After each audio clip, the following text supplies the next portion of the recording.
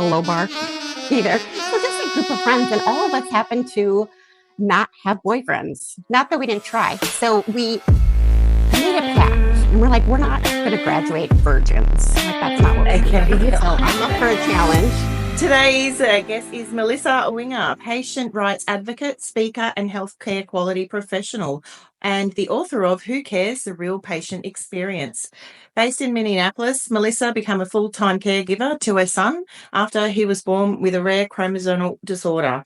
Since then, she has spent nearly 30 years fighting the system from the inside out. She's pulling back the curtains on the hospitals, insurance scams, and long-term care facilities that profit from pain, and sharing how we can protect ourselves and our loved ones. Awesome. Melissa, you're here to ruffle some feathers and shake tables. Let's get into it. Mm-hmm. What's something you've seen behind the scenes that people would never expect? Oh, I think, when you're coming in as a patient, whether it's first-time patient, long-time patient, it is that you're not expecting the system to maybe be not with you. Like, you're not the customer, so to speak. Mm-hmm. Like, insurance companies are the customer. There's other priorities that surprised me. Like, I thought the term's patient-centered and everything is around you and your needs and your wants, and that's just not the case. So you go in and you're already having to fight. And when you're at your sickest, most vulnerable, you can't fight anymore, right? You're and that's what's just sad about the whole thing. Mm-hmm. Yeah, you kind of feel like you give in because you just need the care. You're there, and it's sort of you just roll with the punches per se. Yeah. Yep. Well, have you always been a fighter, or did the system turn you into one? I am not a fighter at all. I avoid conflict, fight or flight. I'm flight 100% of the time. I guess that happens until you become a mom. Then that's the mother bear that takes over. And I've struggled with it because I go and I advocate because it's for him. And then my real self kind of peeks out, and then I just run back and apologize. Like, I'm so sorry. I don't know where that came from. Like, it's just because there's a sense of these are people that are taking care of you. These are people that you want them to help you, and you want them to want to help you. So you don't want to be in an argument with them, right? Mm-hmm. It's just kind of catch 2022 of human nature. Like, if they don't like you because you're mean, you're just yelling at them all the time. Are they going to want to help you? Like, human nature is, that's at play too. It's a personal thing that they're helping you with when you're in the healthcare system. So, you're a bit vulnerable. Yes. Mm-hmm. And you don't want to become that patient or that mom or that, like, here she comes. Avoid that room over there. Yeah. For another 2 hours. Put them at the end of the hall. They're going to the end of the hall. Yeah. Let's give her some paper undies. Right. With a hole in it. Yeah. Why not? Yeah. What was your turning point, and when did you realize the system was just flawed? It wasn't just flawed, it was broken. Yeah. So early on. So I became a mom I was pregnant at 17. So a little funny story behind that is that I just had my solid group of friends in high school. Just a small group. We weren't the most popular, but we weren't at the low bar either. So just a group of friends, and all of us happened to not have boyfriends. Not that we didn't try. So we made a pact, and we're like, we're not going to graduate virgins. Like, that's not what we're going to do. So I'm up for a challenge. Yeah. I'm like, I'm going to win this. Since nobody at our school wanted to date us, because clearly we have been trying for 4 years, I ended up going from like one party, and then people were like, you want to come to another? So I met some really cool guy in a barn party, and I mean, incredibly cool. And I think he dropped out of high school. He had a dip of Kodiak, a chew in his mouth, and I'm like, that guy's sweet, cool. And then I asked him to my prom just out of the gate, and being that he was super cool and I was not, he said, well, I've done this before and nothing happened, so I'm probably sterile. And I'm like, cool. Oh no. Wow. Wow. Okay. So baby comes, first time I've ever, Wow. So now you pregnant. think there was a lack of education for you when you were growing up when it came to anything to do with any sexual intercourse? I think it was the uncomfortableness about it. Mhm. Because how do you, I can't even, I'm 47, and it's hard to have the conversation now. Like, you're intimate and, I'm single and have been dating. That's a whole nother story. But it's uncomfortable now. Yeah. Just having that conversation of, what do we use for birth control? All this stuff is still uncomfortable. I don't know why that is. It's such a shame though, and that's Yeah. why the idea behind our podcast is to sort of Yeah. normalize a lot of it. Yeah. Like we're We're in diversity. 2025 now. We need to be a lot more open about ourselves. But I mean, there's people out there that can help you with so many things now in life. It's like, why can't us, as we work in the adult store, in the adult industry, why can't we help the ones that are too embarrassed to go to see their family doctor? Then go into an adult store that you can trust and go in and speak to the people there. Mm, You'd be quite surprised. definitely. Yeah. I don't know where it comes from. That it's just, I don't know. I don't know, but I still get a little nervous, and I'm like, come on, I'm almost 50. And so, but what happens with them being a teen mom, which was frowned upon, and you're judged just immediately. Yeah. Just going to my prenatal appointments, and I didn't get like thorough care. But what I grew up, my mother always saying, the doctor knows best. Like, don't question it. Just do what they say. So I had a lot of concerns that weren't addressed, and I was sick every single day. Ended up, giving birth. I think I was 120 pounds. It just awful. And had ultrasounds, which you could have seen. My son has about 32 different medical conditions from a chromosome disorder. Right. And everything was like, nope, looks fine. And actually, the day I gave birth to him, they gave him to me and acted like nothing was wrong. He never got really a full exam until he was about 4 months old. But I kept going and bringing him to doctors, and I still got that, baby's having babies. Oh, she doesn't know what she's doing. And my concerns were just, not taken seriously at all. You weren't married. You were young. It was your first child. This is just so many.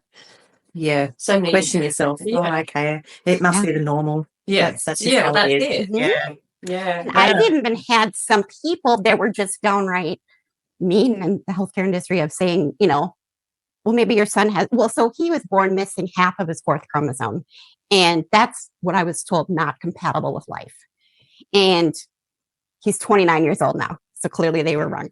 But I was told even that, maybe he was born like that because you had him out of wedlock, and like it's your punishment. Oh, that's disgusting. Wow. Yeah. Right? Goodness. Yeah. We're just so. At 18 years old, I'm like, oh my gosh, because you're taking in everything. You don't know, right? Mm-hmm. Yeah. Wow. So, Well, you that's a lot. Yes, Yeah. but you graduated not being a virgin. That was the whole thing, though, wasn't it? Yeah. Mission accomplished. I mean, everyone just looks past that. Yeah. It's like, hello. Come on, right? Oh, I have proof that I won. yeah. There you go. Oh. What was it like stepping into the world of advocacy, not by choice, but out of necessity? That came about as when I started learning about. So my son would have during some surgeries, like mistakes started happening, and when I started to figure out what do I do? What are my tools to say you made a mistake? How are we going to address this? One of them is just that he had an epidural after kidney surgery, and he's little. He's like a year old, and that epidural had come out of his back for hours. So he literally was sitting there after surgery with no pain medications, and it was just.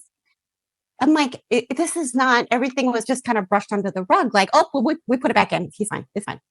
And I started thinking, okay, well, my options are, okay, you can complain, sure, if anyone listens to you.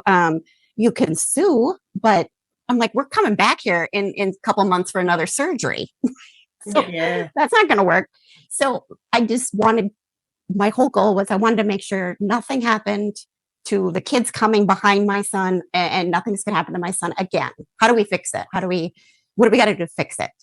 And that slowly became my outlet of who can I speak to, like on not as a complaint, but as a partnership. What can we do to fix this? Yeah, right. And my first advocacy, like council seat that I was on as a parent advocate, I was 19 years old, which shocked me that they wanted to hear from a teenager, but I was Yeah. honored. Yeah. Yeah, wow. Did you have your family around with you, hospital visits, all that sort of stuff, or you were going in solo? Mhm. Right. Yeah. So I had, interesting enough, I have a sister who's a year and a week. We're a year and a week apart. She's older, and she also was pregnant at the same time, and our babies were born within a week of each other. Wow. Right. And yeah, and our parents were divorced. They got along, but they were divorced, and they both had the same opinion of, you make adult decisions, you're an adult, and you can't live at home anymore. And so I did live with my son's dad. I went to him even though we weren't dating anymore, and my sister did the same with her child's father, and we just went on like that. And so no, I did not have, and I even had the opposite effect of my parents thought that having like a disability was more of a like burden on society. Mm. So they were even more on the side of, oh, so all this, government money is going to pay for this surgery, but he'll never be able to repay it because of his developmental disability. And yeah, so kind of cut ties with my family. Me and his dad really took on, and still, even though he's 29, we have not been together. We're still talking every day about our son. So we just took it and ran with it. And he didn't have a lot of family support either. So That's we're it. Good that you still got each other, and you've through this Yeah. the whole time Yeah. too. So that's congrats to both of you for that. Yeah. Absolutely. That's adulting. Yeah. Survival, big time. Yeah. I'm surprised that we did what we did. We lived together until my son was 5, and I mean, we just had to do like mini surgeries, like putting tubes down our baby's throat, and just I still can't believe the stuff. No, that's what you do for your child, though, don't you? Yeah. It's selfless. It's, yeah. Wow. What's one moment that still fires you up when you talk about it? There are certain. It's the fight for. I have to defend my son's existence Right. all the time, and even more so now that he's an adult. I think it's sad that there's a sense of cuteness with like kind of a somebody who has severe disabilities, who's a baby or a toddler, a little kid, and it's like they grow out of their cuteness, like sort of like we all do. Yeah. Then there's just not a lot of compassion or empathy, or it's a sense of why do I have to. My son is a human being with rights like everyone else, but I have to always fight for things for him. Like, why can't he be well taken care of in doctor's offices or hospitals or with home care? It's a lot, It's such a to defend his existence. Yeah. Yeah. Mm-hmm. What's one insurance scam or loophole you think everyone needs to know before they get sick? Not that we know when we're about to get sick, but yeah. Yes. Usually everyone ends up as a patient at some point, right? It's that it's not even really like a loophole. It's the fact that it's so complex, especially in the US.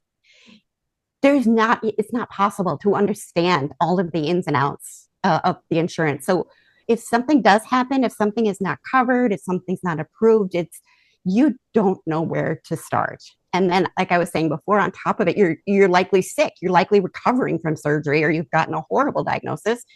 And now you have to learn like an entire industry. And it's set up, I think people that even work in the insurance industry don't really understand the entire process and the rules behind it. Yeah.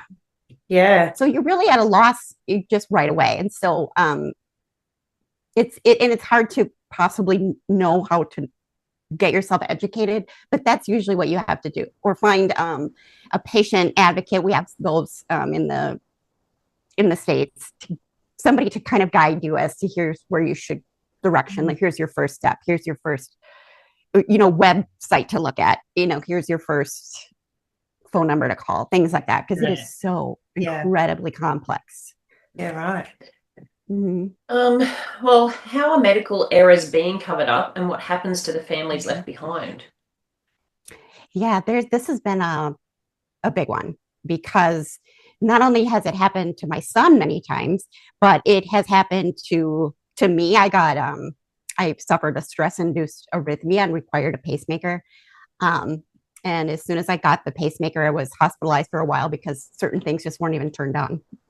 And so it was just Well, like I know it's a lot. That's a you lot. mean like, yeah, okay.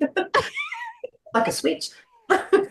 Yeah, it was like the sensors weren't turned on. So I was just given a straight pulse that it didn't matter if I was walking up a flight of stairs or not. And it was fixed. But it's this, and it kept happening to my child as well. And it was like one time my son had a drainage tube and coming out of his back for a kidney surgery, and it got caught on a nurse's watch and got pulled right out of his back. And it hasn't changed in the times that you were thinking like patient safety, all the stuff, and you think of all these things that are put into place to prevent them, like 1, 2, 3 checks, everybody checking different they things. They can't wear jewelry or watches. They're normally you wear your watch on their pocket here. Like they shouldn't be wearing anything here for that reason. Yeah.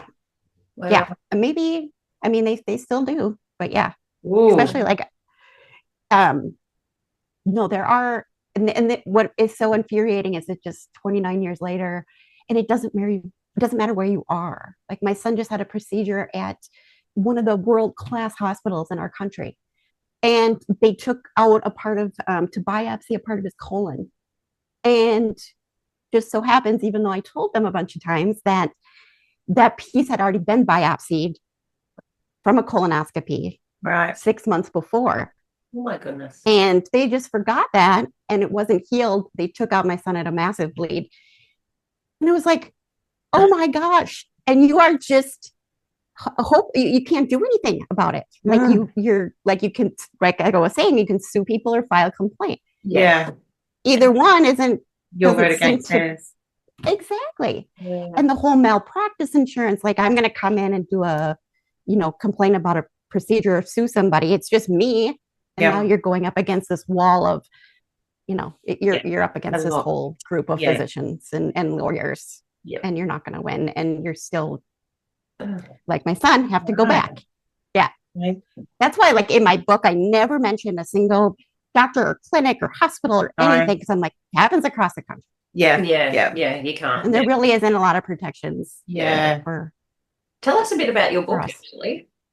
Yeah. When did you start writing it? And that's so it was about 4 years ago, and because everyone just said, oh, you should just write a book. You should write a book.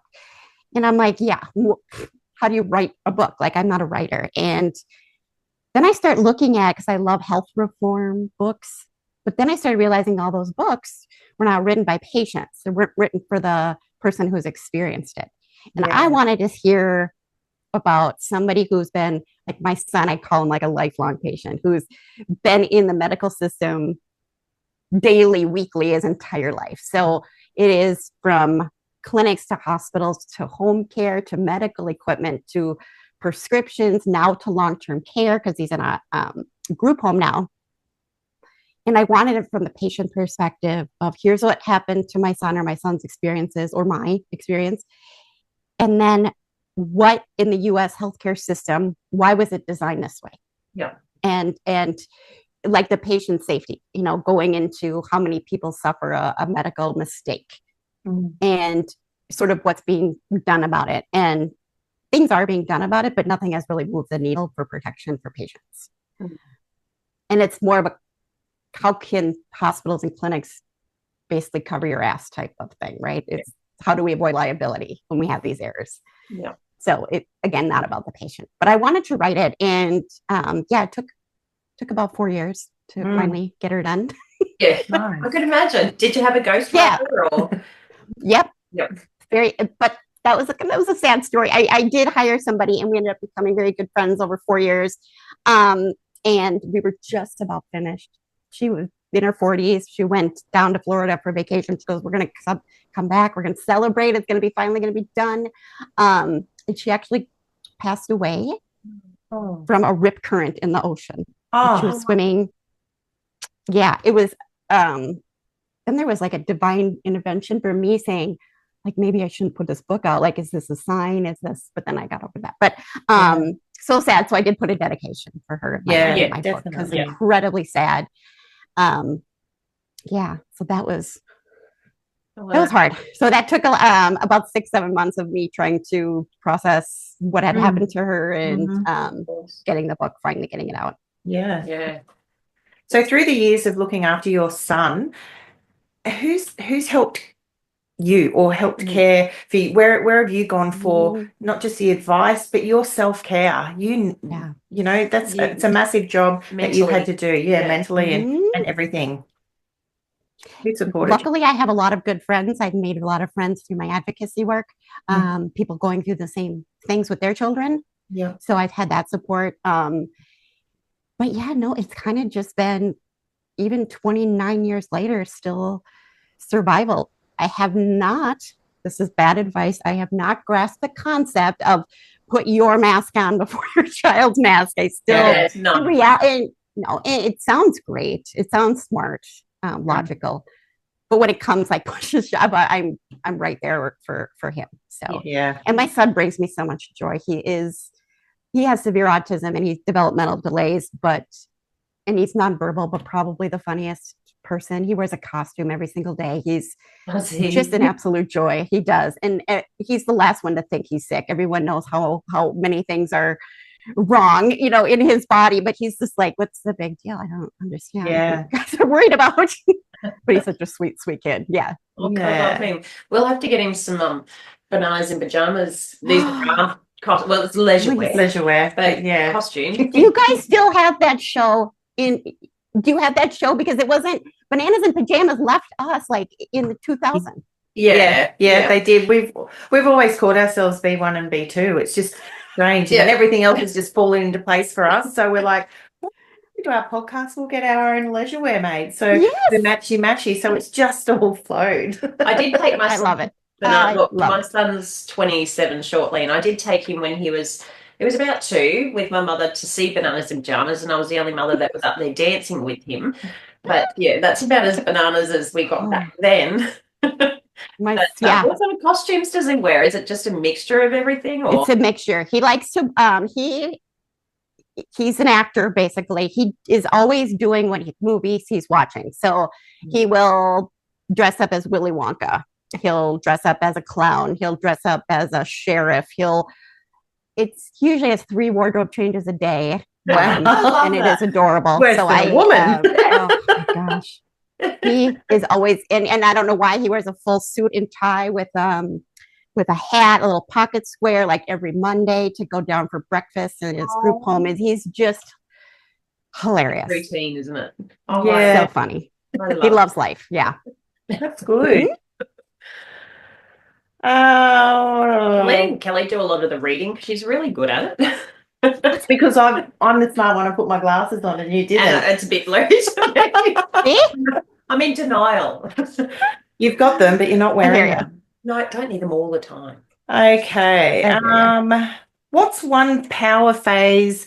What's one power phase every patient or caregiver should keep in their back pocket? Documentation. Like literally, if you can record conversations, bring a buddy with you to your appointments or to that's your lifeline, because especially if you get bad news, you're totally going to forget everything that they talk about after that.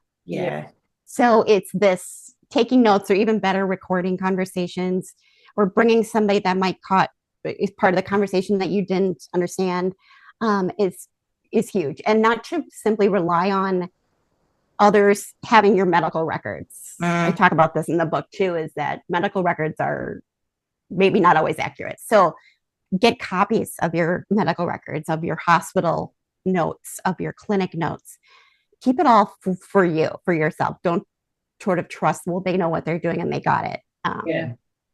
Because you really have a hard place to start if you don't even have the records of your own. That's big it. Documentation. If you're not taking that documentation, they could change things, and if you don't have it there in front of you, you'd be going, did I say that? Or was I going to do that? It's sort of, What's the boldest thing you've ever said in a hospital or care meeting, and did it work? This is the premise of the book about Who Cares, is I just was at my wit's end. It was a long hospitalization, and we were getting ready to go home, and my son had it wasn't related to why he was in the hospital, but he had like a wound around his feeding tube that I wanted addressed before we went home. Just simple. And they're like, well, that's not the goal of this hospitalization. So you're just gonna have to go home and then do a separate appointment, blah, blah, blah. And I'm like, no, it's irritating. It's this wound, it's not comfortable, it's causing pain.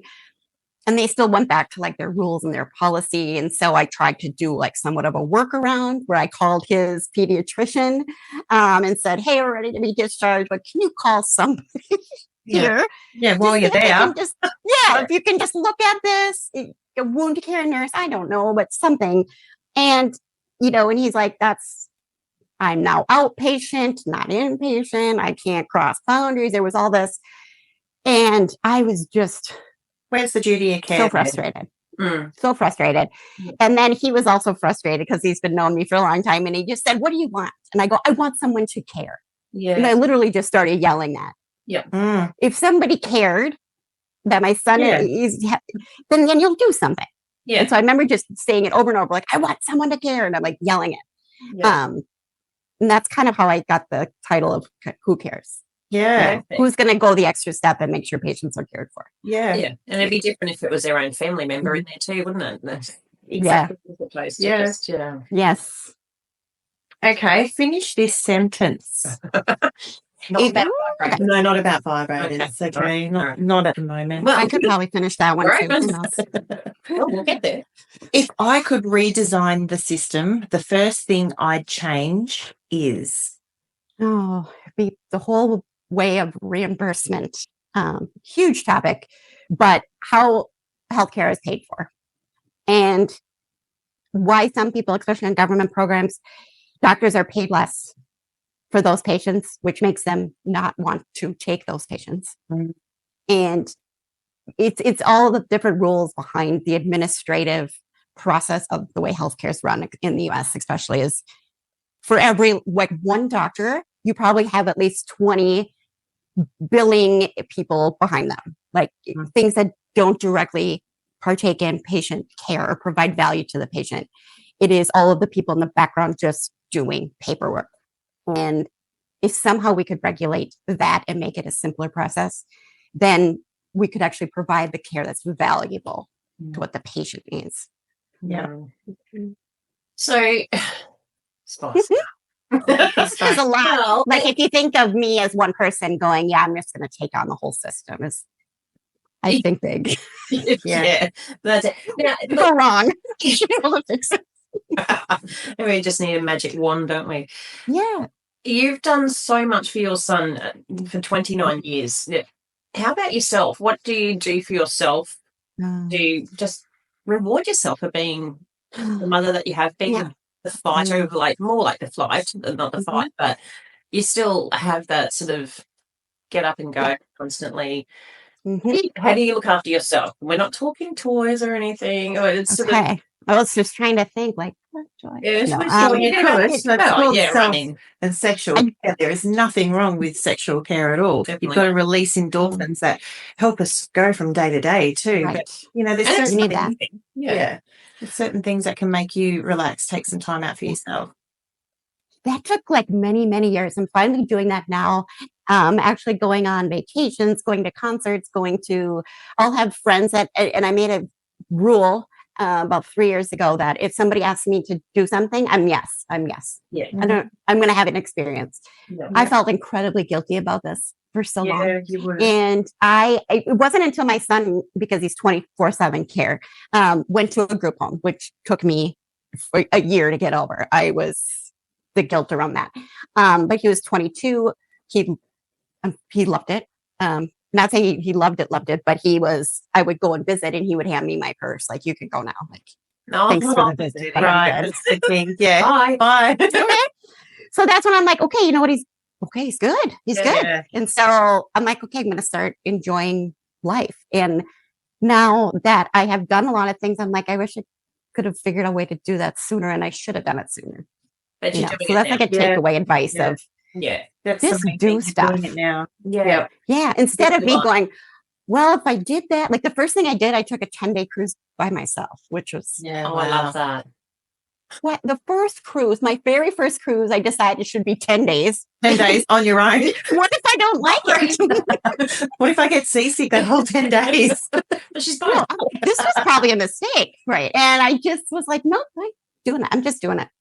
And it was fun. I met so many people and it was great. But I did not start doing this for 20 years. That Yeah. whole mom guilt of Yeah. what if something happens? The what ifs. Yeah. That's because you're a good mum. Yeah.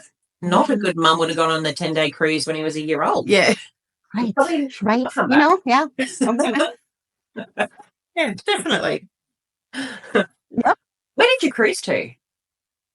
Well, like the Western Caribbean. I went to the most dangerous countries a single woman shouldn't go to. I went to like Honduras, and I didn't know anything about these places. I just got my flip flops on and my sun hat, and I'm like, "Where are we, Honduras? Let's go!" And people were like, "Lady, like you can't leave port," and I'm like, Oh, what? wouldn't take us anywhere that wasn't safe." And then they said, "Well, there's something about the gorillas," and I thought the animals, and I'm like, "I'm fine. I'll be fine." We have woods in Minnesota, and they're like, "You really shouldn't go then because you clearly You're here to tell the story. That's the main thing. survived." I did fine, but yeah, it probably wasn't the best. Should have done my research a little bit, but I was feeling very adventurous. It's the not knowing it's the most exciting thing, Yeah. really. Oh yeah, but the concern from everyone, like at the pool, was, "Oh, you're by yourself." First, that was a concern in itself, and then they're like, you can't. Or then they would take me on as their buddy. They're like, we'll supervise you. You come with us." Yeah. Or you hand them your book and go, who cares? No. Simple, right? I wrote about this. Before. Yeah. And then they would make sure I got back okay, and I survived. Gorillas. For someone listening who feels powerless right now, what would you tell them? This sounds just cheesy. I do honestly feel that there is a purpose for why my son was given to me at 17, 18 years old. I was angry for many, many years, thinking, if there is a higher power, how could you do this to a child in pain and suffering? And then I took it though and said, well, it's because we have to change things for the people behind us. Mm. And so I think when people go through struggles, there's a reason for it, Mm. and it's okay to be mad about it, because I was mad for years. But then I just took it and I embraced it and was like, okay, we have to do this. I can't complain about something over and over and then not be willing to fix and step up to the plate. And I just think things happen because they were meant to happen. And I know it sounds cheesy, but that's really how I got through every day. This is what was supposed to happen. What would you say to someone that's too scared to speak up? What's your best one-liner or a word of advice? Or what I learned is people never teach you how to advocate. And some people advocate in a sense of anger, and where you get a lot of people turned off. So it's not about just yelling at somebody or saying cruel and awful things to somebody who's taking care of you. And it's this coming at it as a partnership. Yeah. Like, because what I learned was happening is when there was mistakes that were happening to my son, like the lady with the watch, let's say, she just left. We never saw her again. And I'm like, there's stuff is coming out of his back, but she was so, because it wasn't clearly not intentional, but she was so thinking that we were going to be so upset with her that she couldn't even come back and help us like fix the problem. yeah. Because there was that. So it's like, no, I'm upset about what happened. I'm sure you're upset about what happened, right? I think the caregiver's just as taken when something happens that's bad. It's like, how do let's do this together versus adversarial. Yeah. Because it doesn't pay to sort of get on the wrong side of someone too. Even like in our store, when customers extremely rarely will come in and have an issue with maybe a faulty product or something, you can go back at them, but to work with them, it sort of ends in a better result. So it's sort of, but there's so much emotion tied in that people just go right into to yelling. And it's like, we're all humans. And how does anyone respond to yelling? Like, I'm going to get the hell out of here. Yeah. Take it into the parking lot. Like, it's not going to help anything. Like, We'll replace Yeah, it. it's like almost it's how do you learn to become an advocate? Like, how do you learn to say, hey, this is what happened. I'm concerned about this. Like, I know this happened. How do we fix it? How do we, like, what's the deal? So, Yeah. Okay, where can people grab your book, follow your journey, or get support? So my website is www.whocaresbooks, books with an S, whocaresbooks.com. And that has links to where you can get the book. It's on Amazon, Barnes and Noble. I am doing an Audible version, and that should be coming out in May because I don't even really read books anymore. Yeah. I like to listen to them. So that's coming out at the end of May. And and all links to social media are also on the website. Beautiful. Thank you. Well, Melissa, thank you for ripping off the Band-Aid and giving us the real deal truth. You are such an inspirational lady. Like, you're amazing. Thank you. Thank you.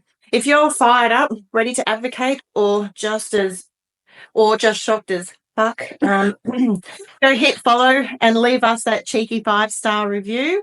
It really helps with real combos, raw and relevant. But yeah, thanks again, Melissa. It's actually been a pleasure having a morning chat with you this morning. We wish you and your son all the best. Definitely. You've given us some inspiration. Yeah. Look forward to maybe Thank the you. next book coming out, perhaps. We'll see. Maybe it'll be about that cruise I took in. Yeah. That'd be awesome. What goes on the cruise? Adventures. And it's just called Yep. Thrillers. Cruise. Who cruises? Yes. Thank you so much, you guys. This is a great, great podcast. So congratulations to you guys. Thanks for having me. so Thank much, you so Melissa. much, Melissa.